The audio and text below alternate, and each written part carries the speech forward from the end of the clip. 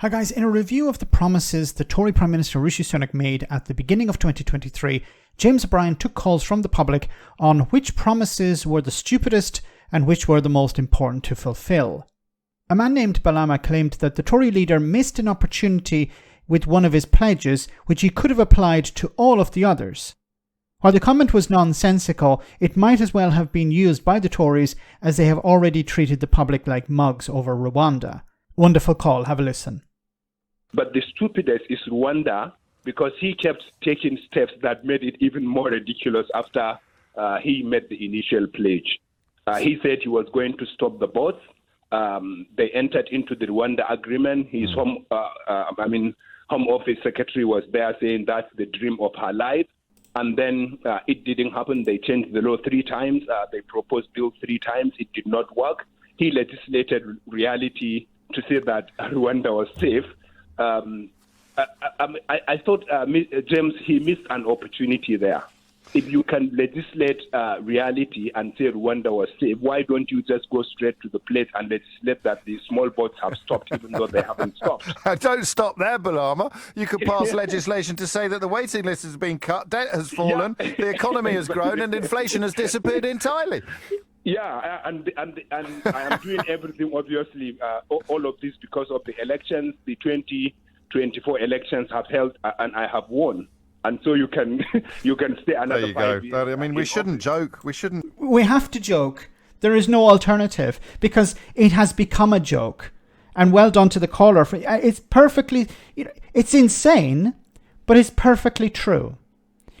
Rishi Sunak was presented with a situation. Rwanda is no longer safe. The Supreme Court have said you can't send people to Rwanda because we have deemed it unsafe. It's unlawful sending people to Rwanda. So instead of actually trying to fix the problem, working with Rwanda, trying to resolve the issues that were raised by the Supreme Court, he legislated against reality. And as the caller has pointed out, well, why didn't he do it for everything else? Why didn't he just say, well, actually the boats have stopped? I've legislated that the boats have stopped.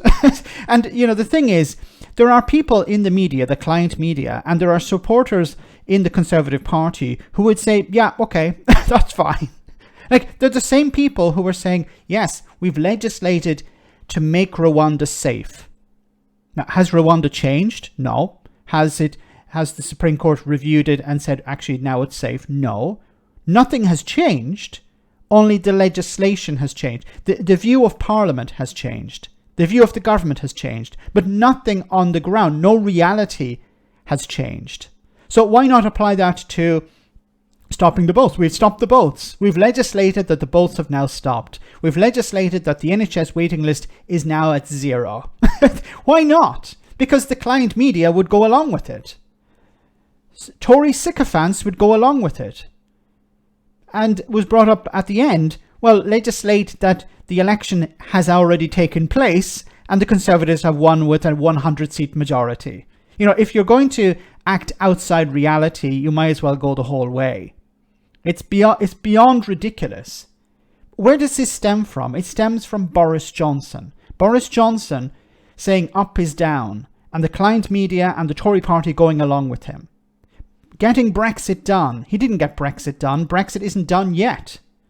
But the client media and his supporters, both in and outside the Conservative Party, would continue to parrot this line. Yeah, he got Brexit done. He got Brexit done. He got all the big calls right. And now it's the same with Rishi Sunak. We legislated that Rwanda is safe, so that means it's safe. It's not. Nothing has changed on the ground in Rwanda. So you might as well just make a joke out of all of this because some people will actually believe it. Let me know in the comment section, guys, what you think. As always, your comments are greatly appreciated. Thanks a lot.